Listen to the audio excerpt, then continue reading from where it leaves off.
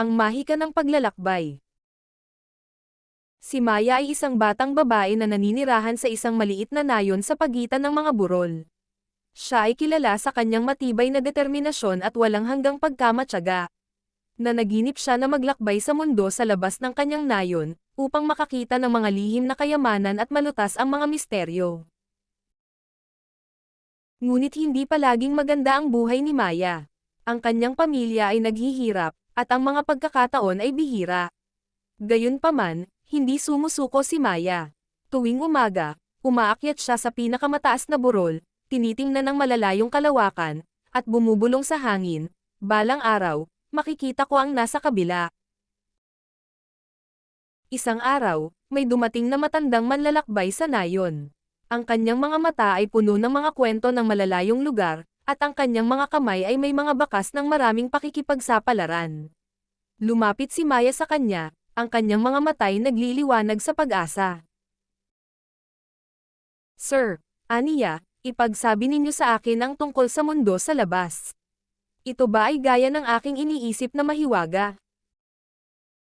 Ngumiti ang manlalakbay. Anak, sabi niya, ang mundo ay malawak at hindi maaring hulaan. Ito ay maaaring kahanga-hanga at maaaring mapanakit.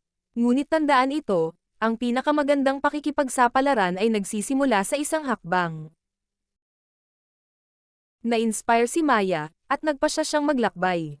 Nagbalot siya ng maliit na bag, hinagkan ng kanyang pamilya, at nagtungo sa kanyang paglalakbay. Mahaba ang daan, at may mga pagsubok sa bawat pag-ikot. Gayunpaman, patuloy siyang naglakbay.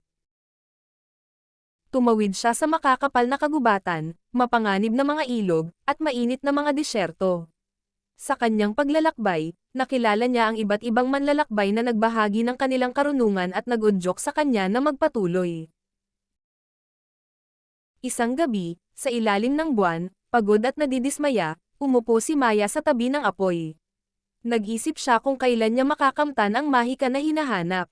Biglang lumapit sa kanya ang isang matandang babae. Ang kanyang mga mata ay nagningning sa sinaunang kaalaman. Anak, sabi ng babae, ang mahika ay hindi lamang matatagpuan sa malalayong lugar o lihim na kayamanan. Ito ay nasa paglalakbay mismo, sa mga taong iyong makakasalamuha, sa mga aral na iyong matutunan, at sa lakas na iyong matutuklasan. Na-realize ni Maya na ang kanyang paglalakbay ay hindi lamang tungkol sa pagdating sa isang destinasyon, ito ay tungkol sa pagiging taong nararapat siyang maging. May panibagong determinasyon, ipinagpatuloy niya ang kanyang paglalakbay. Taon ang lumipas, at naging bantog si Maya.